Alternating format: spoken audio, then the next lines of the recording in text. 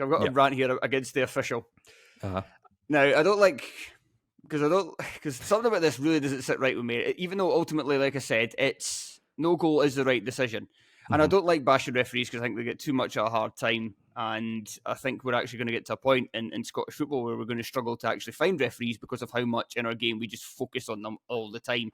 And that intensity and scrutiny that they have to face. Well, you know, they get a decent wedge of cash, but it's not like they're refereeing at the top level. And if things escalate even further and they get threatened and stuff like that, then it's just going to end up being a nightmare. So I don't like bashing referees. And like I said, ultimately, once more, no goal is the right decision. Hendry is offside. Steve Clarke actually said it himself. And by standing directly in the keeper's path, he is interfering with play. And he also does, if he just stood completely still, I think he'd maybe have a better chance. But he does move back towards the goalkeeper. He makes contact with the goalkeeper. The goalkeeper kind of instinctively goes backwards due to Hendry going towards him.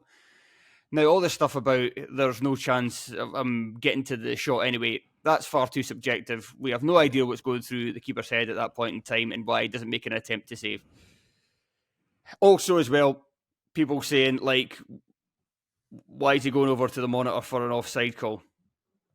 Like, that's in the rules. It happened literally in Scottish football this past weekend when Andrew Considine scored an own goal against for St Johnstone. Well, against Aberdeen, so he scored it for Aberdeen while being a St Johnstone player. But Duke was found to be interfering with play, and the referee went over to the monitor to make sure that he was interfering with play.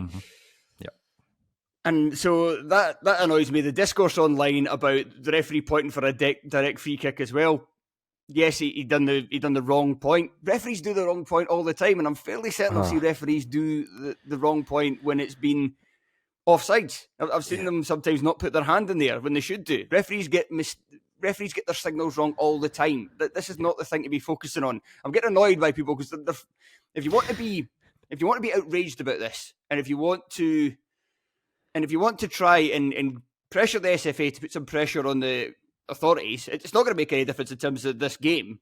But what it might make a slight difference is that possibly when we come to play our next competitive match, there's a small chance, and clubs do this all the time, that we could possibly, unlikely because we're still Scotland, but possibly influence so that things could maybe swing in our favour, even in a kind of subconscious sense. But what we should be questioning is the referee, how he came to this decision. Because there's 2 Scotland players who have now come out and said that he told them on the park that it was for a foul. And one of them was John McGinn, who said it in his post-match interview on Viaplay, and the other one was Ryan Christie. And Ryan Christie actually said that the referee said it was for a shove. He either said a shove or a push. It was one of the 2 words. Because when I saw the McGinn one, I wondered whether it was just a bit of kind of, I don't know, potentially lost in translation, although I would imagine a Dutch referee would speak very good English.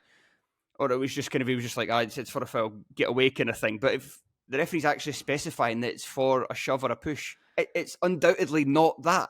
So what has actually happened there?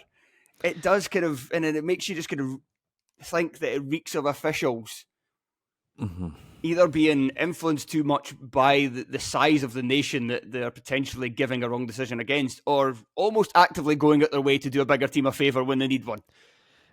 And it also doesn't help as well that this referee was previously suspected of match fixing, and he also was involved in a very kind of high-profile VAR blunder in the Dutch top flight where he gave a penalty for handball without checking the monitor. And I think he was reprimanded by the FA for that. Funnily enough, it was actually Cyril Dessers who scored that penalty that it was given. Yeah.